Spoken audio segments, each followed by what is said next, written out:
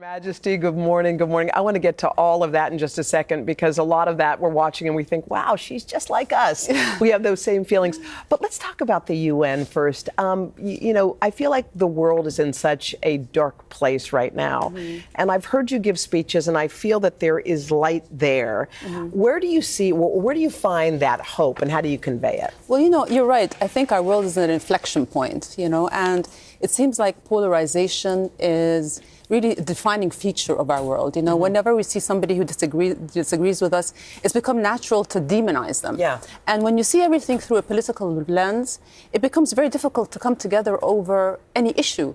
And the irony is that the issues that we're facing today, from climate change to migration to inequality, those all need solutions that come from collaboration. So if we're not talking to one another, we're not going to be able to find resolution to some of these issues. And I just feel like we need more engagement that is rooted in optimism and hope, rather than, fear.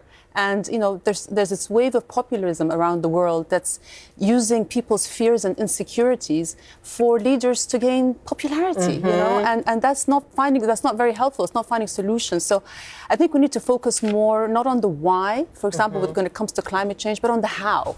How do we find solutions? At the COGEX, you gave a beautiful speech and you talked about how you used to think that strong leaders were tough and led from the front of the ship. But as you've grown, you realize that great leaders actually lead from the back of the ship. They're behind, they're watching how things unfold. And in your opinion, those are the kind of leaders who I think to be a strong leader, you need to follow the great movements that actually lead to people's engagement and lead to participation that leads to change. You have to have some self-doubt. What we're seeing today is so much, I called it, certainty on steroids, where you're not questioning yourself and you think that your opinion is right. I think we could all benefit when confronted with an opinion that differs from ours, in just maybe replacing defensiveness with curiosity. Because you could learn something new, and it doesn't mean you have to agree with the other side, but you can try to find a little bit of a middle ground. And the frightening thing in our world today is that middle ground seems to be disappearing. We need to regain that middle ground, because that is where change is going to happen. And you're optimistic that can happen. I think optimism is a choice. I don't know if you remember this, but you've been here on this show many times.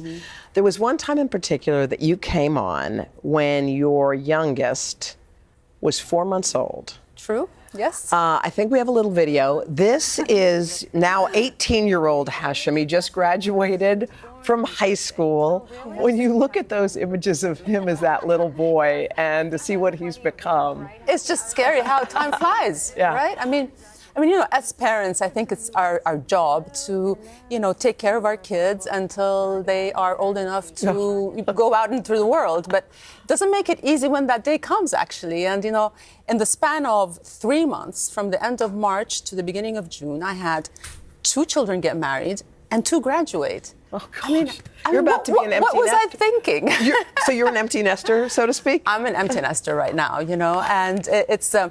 But, it's just this wave of emotions, with Iman, when it was a new experience for our family, because she's the first one to get married. And there were so much planning and anticipation culminated in a really beautiful and emotional day. Nothing can prepare you for the moment you see your daughter in that white dress. Oh. The mixture of emotions of, pride at the strong and independent woman she's become, joy for her joy, sadness for her leaving home.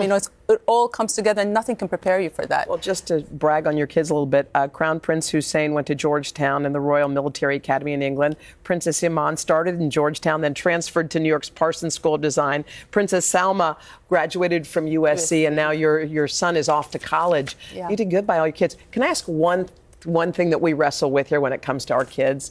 Kids and cell phones. I know this is off topic, but what's that like in your house? Is that something that you don't like to have around, your kids being on their phones? I don't think you can completely fight the trend, because that's where children are. I mean, that's where the world is. Technology is all around us. You can't find it completely, but you need to regulate it. And I think it's more about the values that you instill in your kids about themselves, the self-confidence, the discipline. All those things are important, and that will determine how they interact with their technology.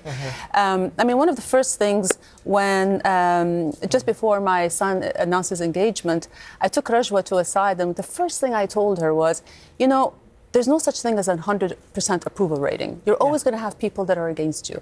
And the advice that I want to give you is please try not to read the comments. Because that's you're just going to have self-doubt. You're just going to, and there's always going to be negativity. And that negativity is coming, it's not about you. It's from the person. They're unhappy in their own life. So don't carry that unhappiness.